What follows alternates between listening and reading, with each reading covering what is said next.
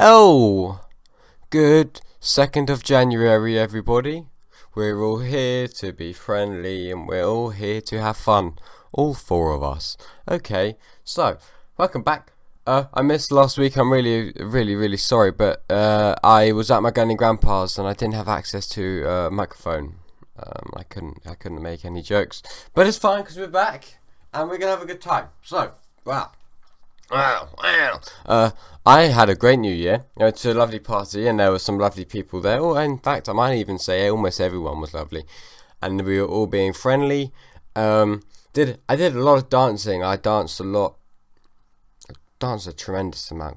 I'm so great. I'm fantastic. I was just dancing and just feeling the movement. And some people kind of looked at me strangely, but I find that it's a bit sad, really. I wish more people would just dance and just let loose.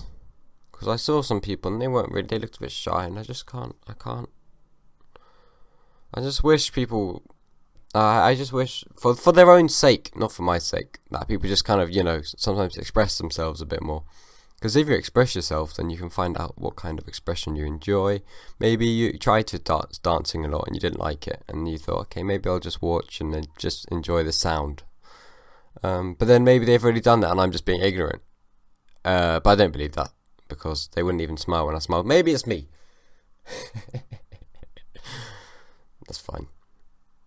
People were getting drunk and people were moving and I was tidying up.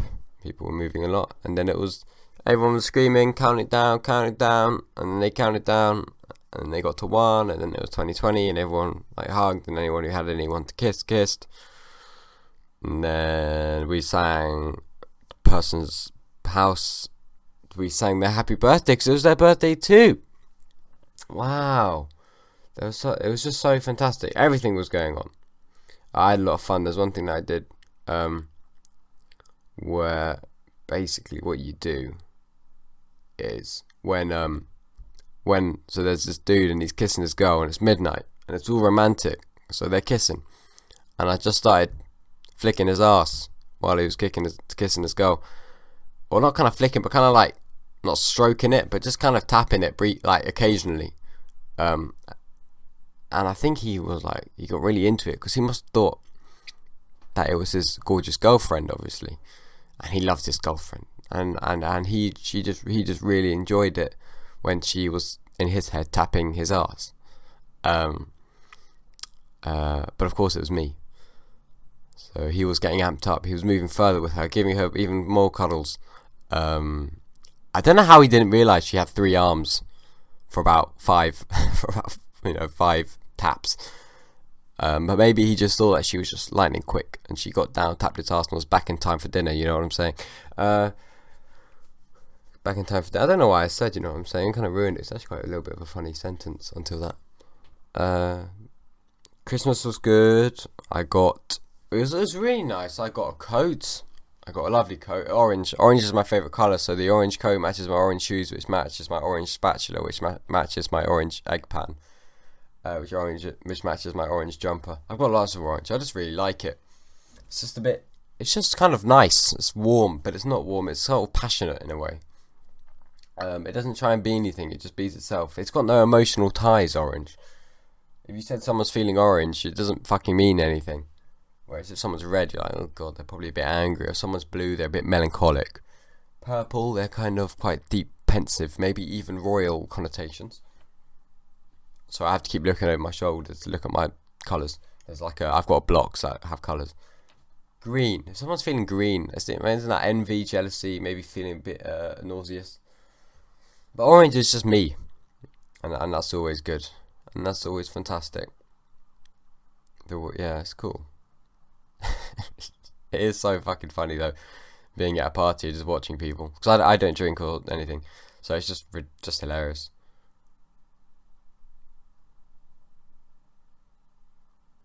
Even people kind of try, because there were these kind of cakes and they weren't that tasty, and people were trying them and I could tell that they didn't like them, but they were drunk, so they just kept eating. And I was like, why are you frowning with this muffin in your mouth? It's kind of funny. Anyway, that's brought us to our first funny, zesty testy of the 5 minutes, or up to 5 minutes. So let me try and find something to say from my little book of things. So we have. I've been writing a couple actually. Been doing quite well. I've been writing poems too. God, I'm so broad. Where's the pages of the Zesty Testies? Here they are. I don't know if I can't remember if I said it. Eye for an eye makes the world a cyclops.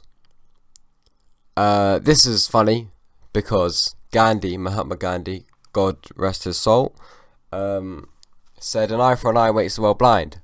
But this is silly because if everyone's still got one eye left, so they're not that blind. I mean, they're not good at depth perception, and I think that's an important distinction. Maybe they're not blind, but they're going to have an issue catching a baseball.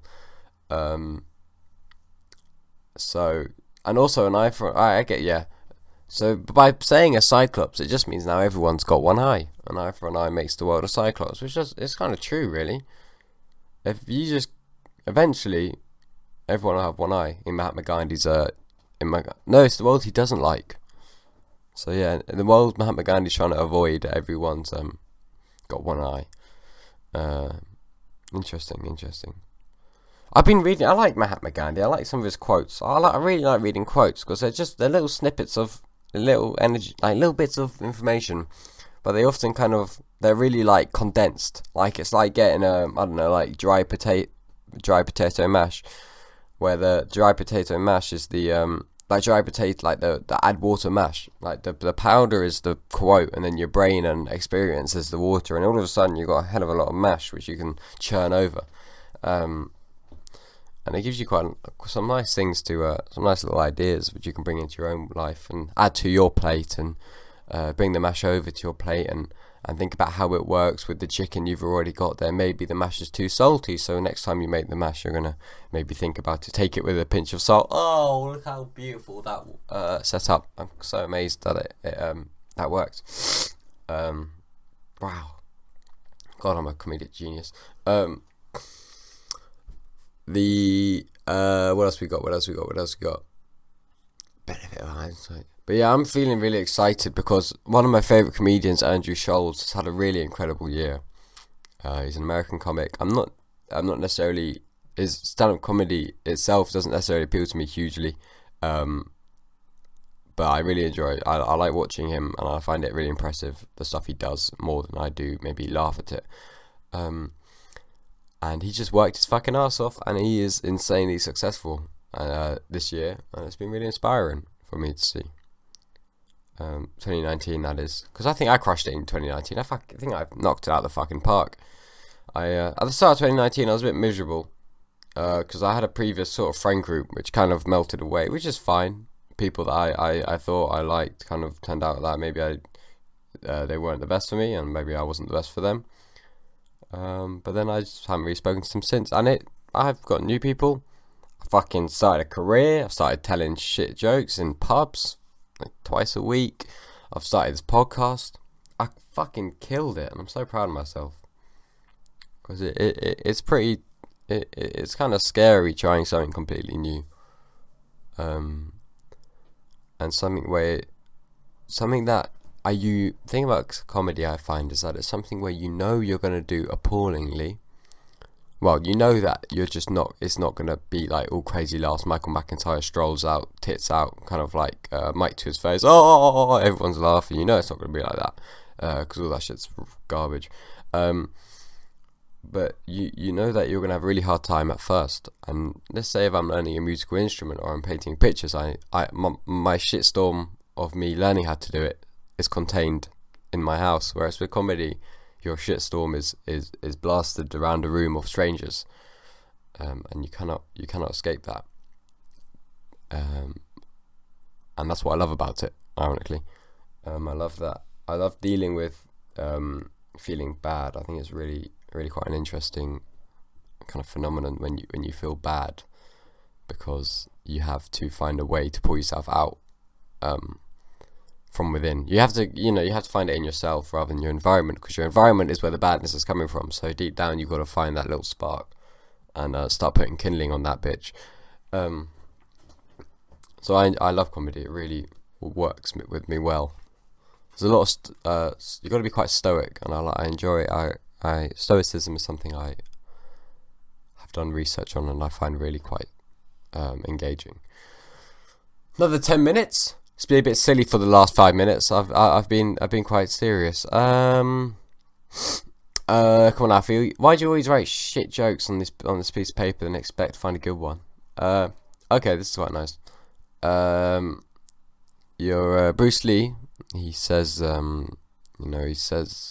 has this philosophy, and he's very interesting. He's maybe got connotations to Taoism and the engagement with nature and to flow and to be able to adapt to your environment. And this is summed up quite beautifully in the phrase, "Be water, my friend." And I'm already 70% there, so